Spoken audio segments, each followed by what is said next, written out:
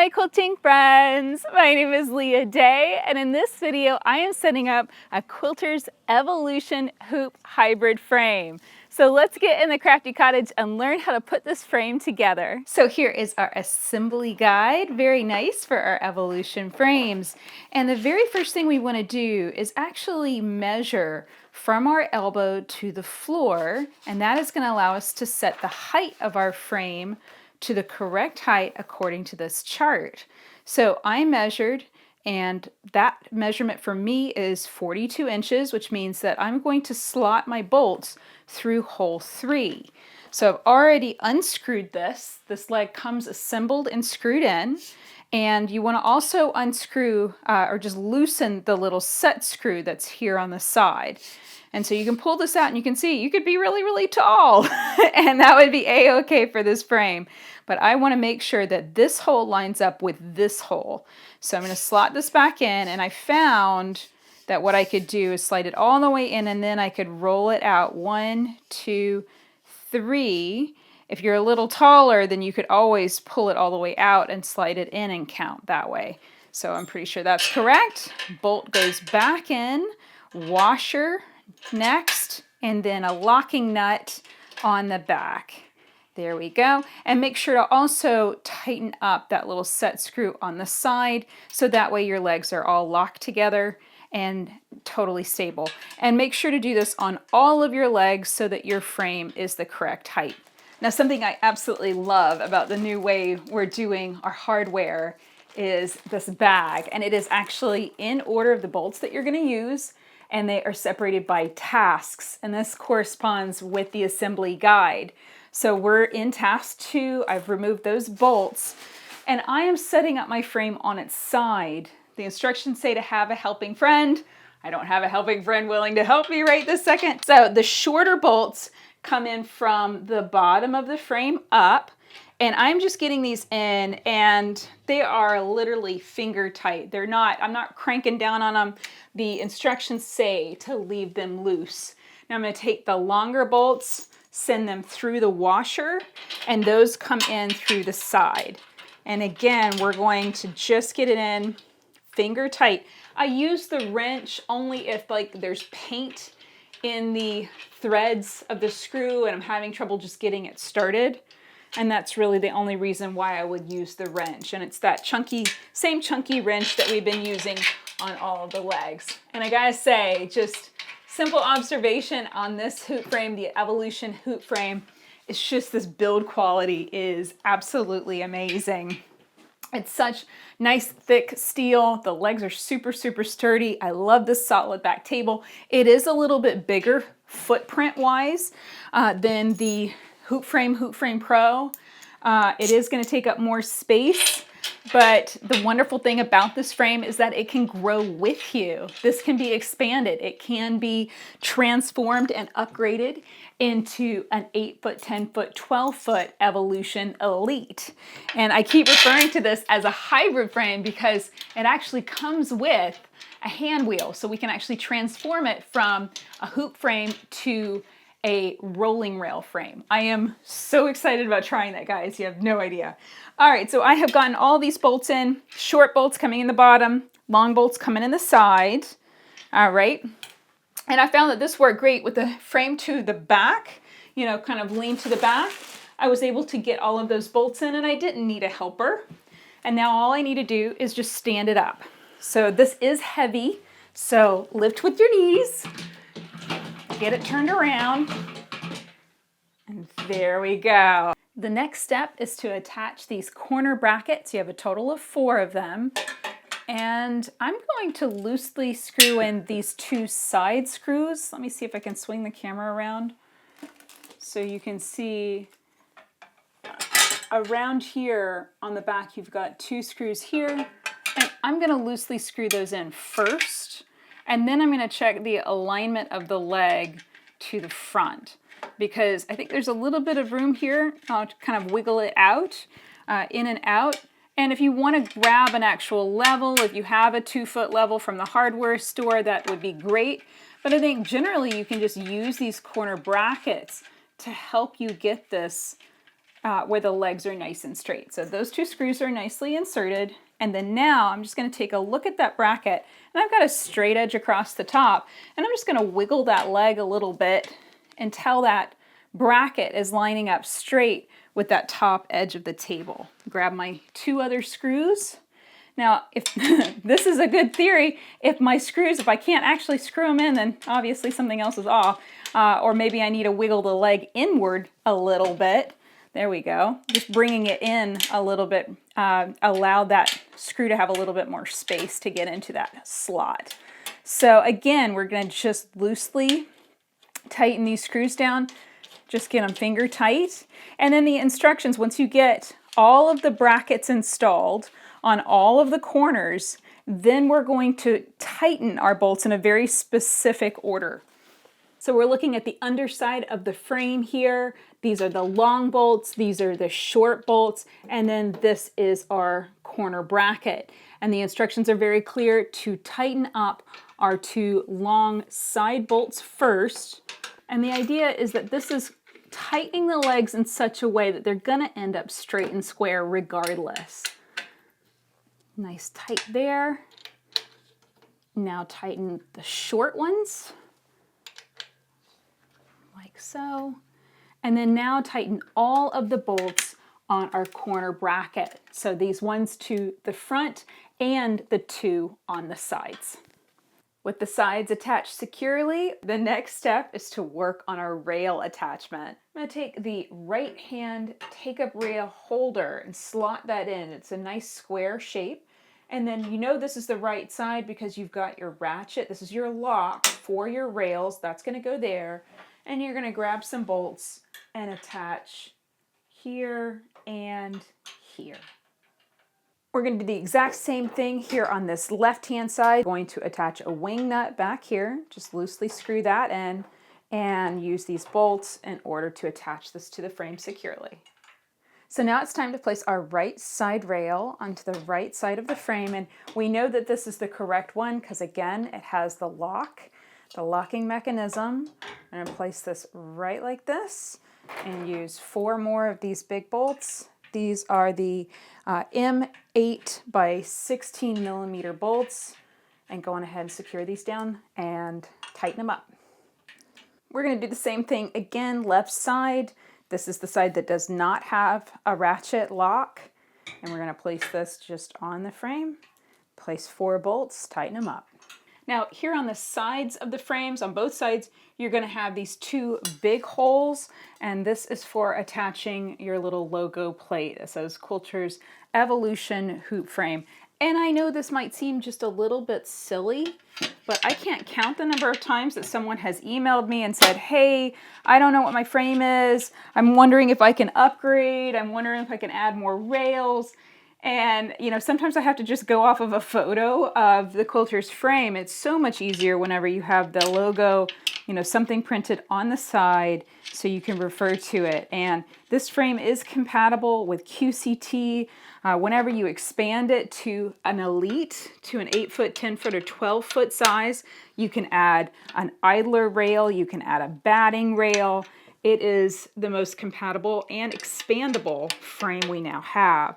So there we go, that's attached. I'll never forget what I've got. Now it's time to align our tracks. This is going to ensure that our base carriage rolls smoothly.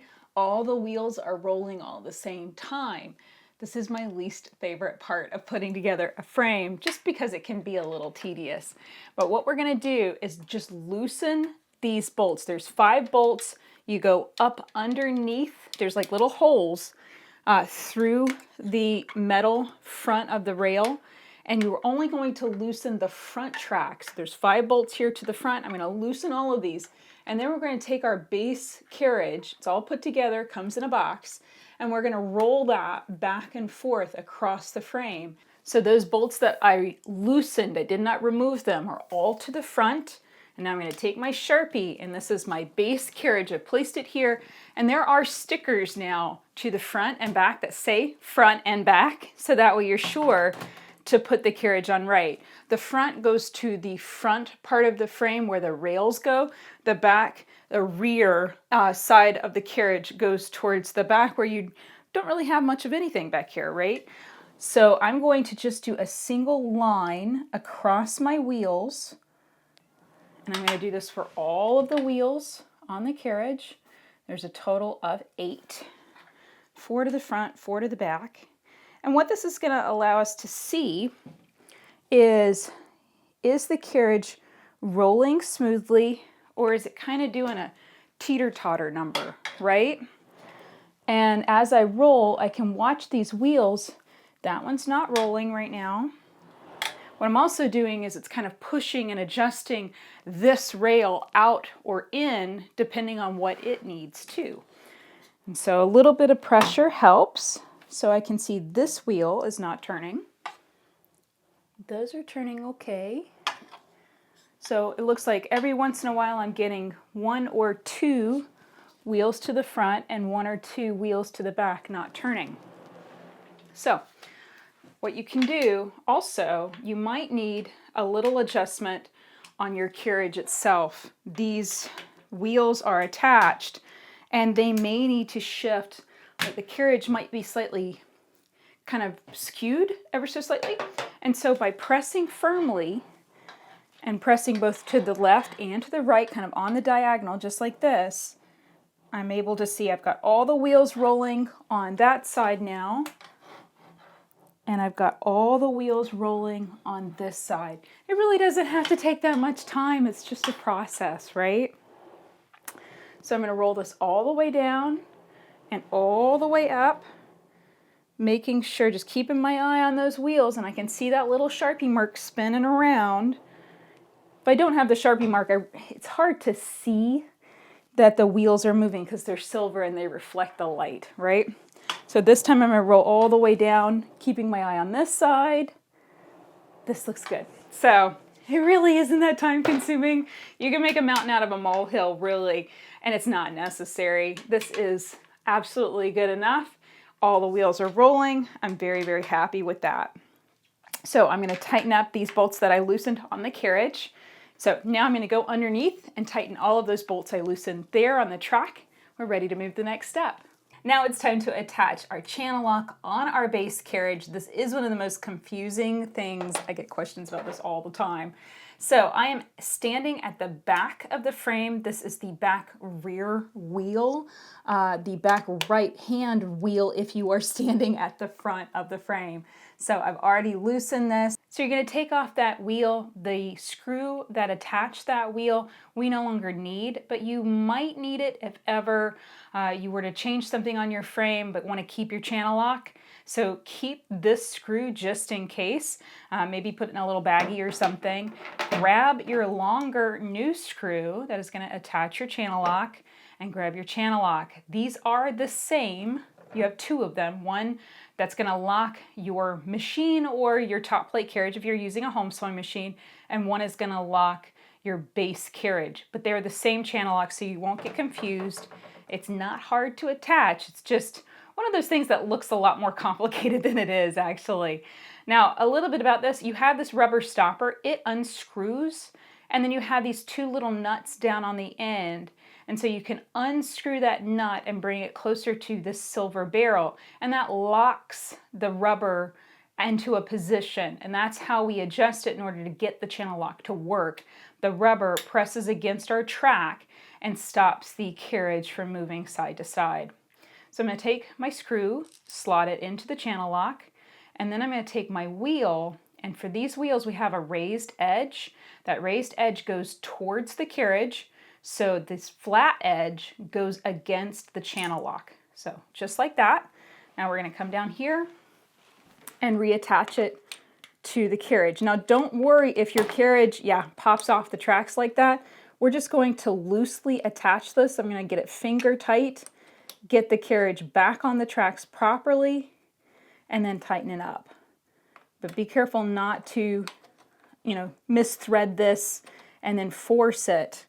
It can get a little bit weird because you don't have that wheel on the track. All right, make sure that all of my wheels are seated. That looks good. Roll it back and forth. Okay, now tighten it up.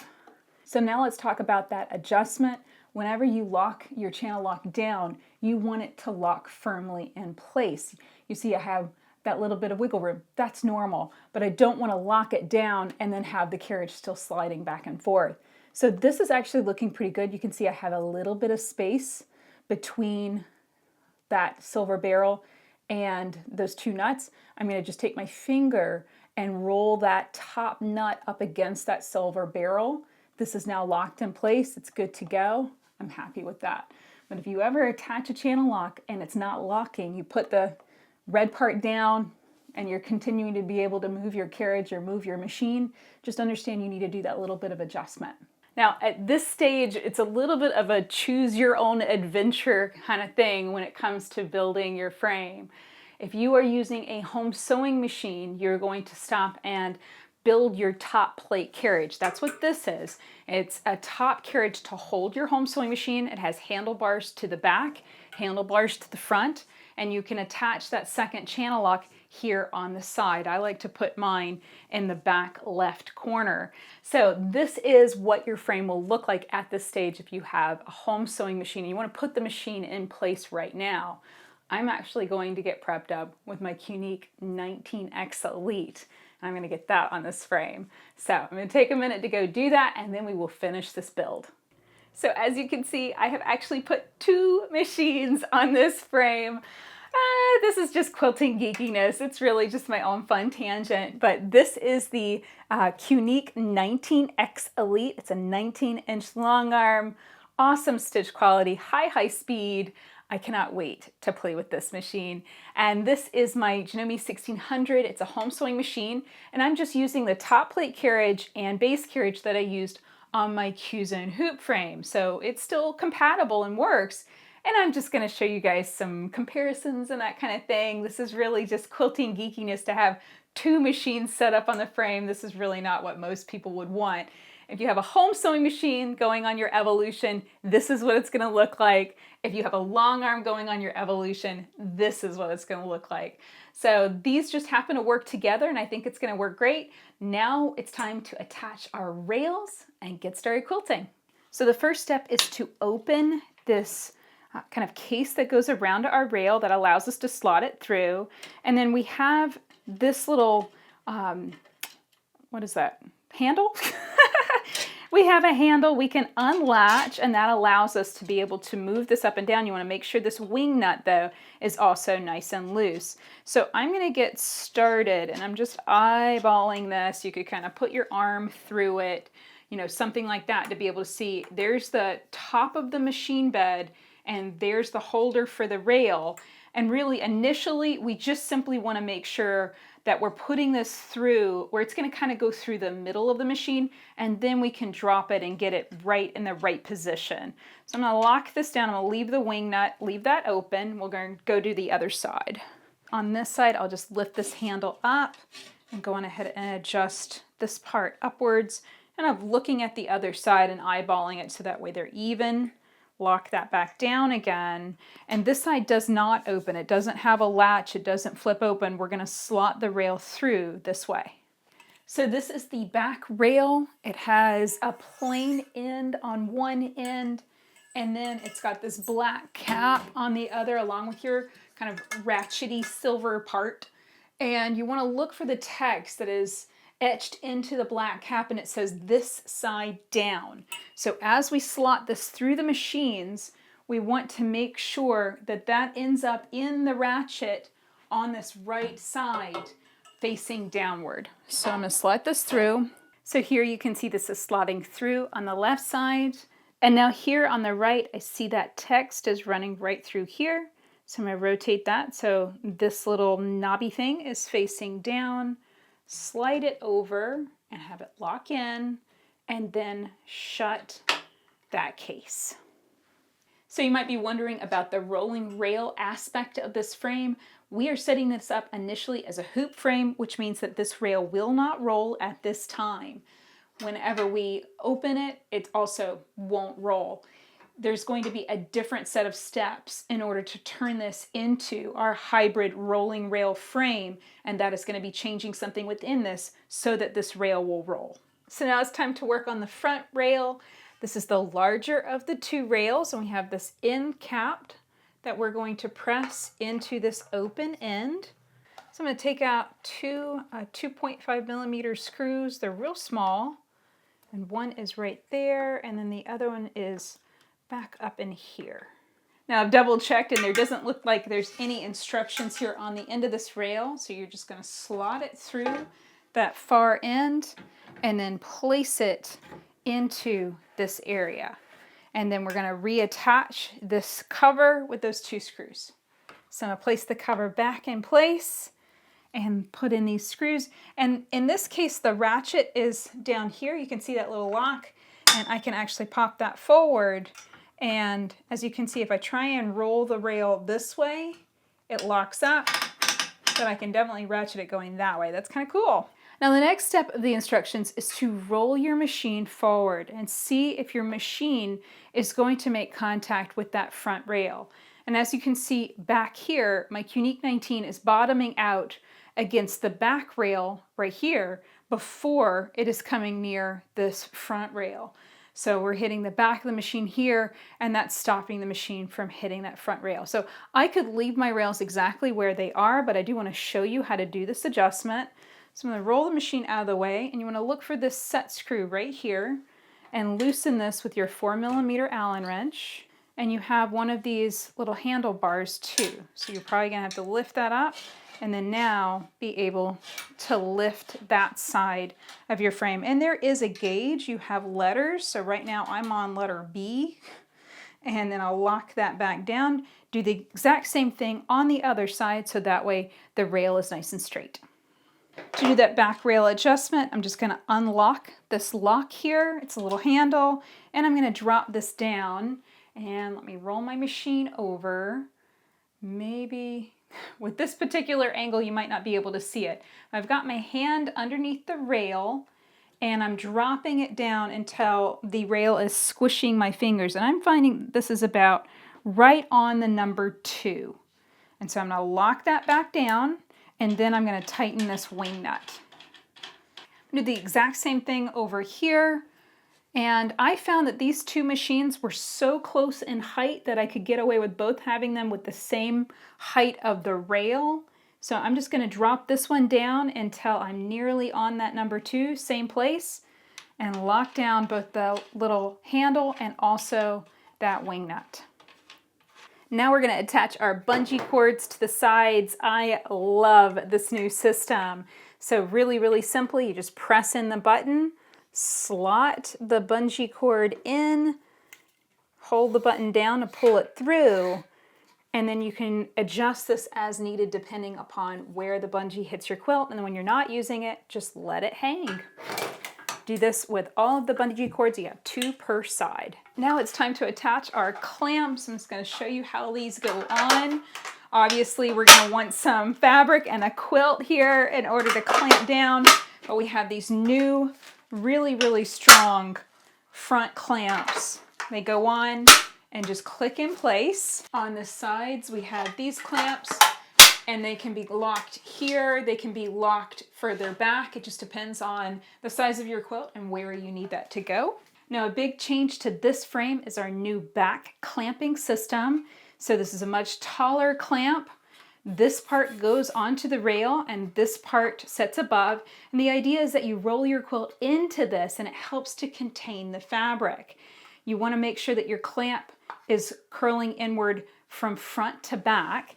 And then you pinch it ever so slightly like this. That opens up the bottom section in order for it to have enough space to go around the rail. Now, this is vertically taller than our other clamps with the Q-Zone hoop frame or Cutie frames. And what that means is you're going to want a machine that's a little bit taller. If you're using a home sewing machine, you're going to want a machine that has enough height here between the bed and the top of the machine.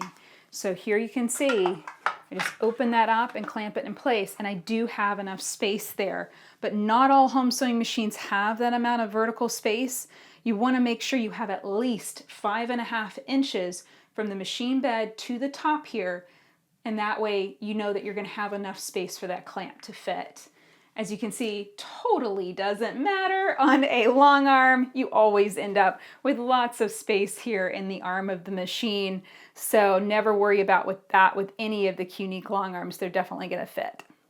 So there is my hoop frame all set up. I've got my two machines set up here. Again, this is just for fun for me, for demo guys. I want you guys to be able to see and compare using your home sewing machine. You can see this machine's going to be much further away from you on this frame because of the way it's set up, because of the way it's designed.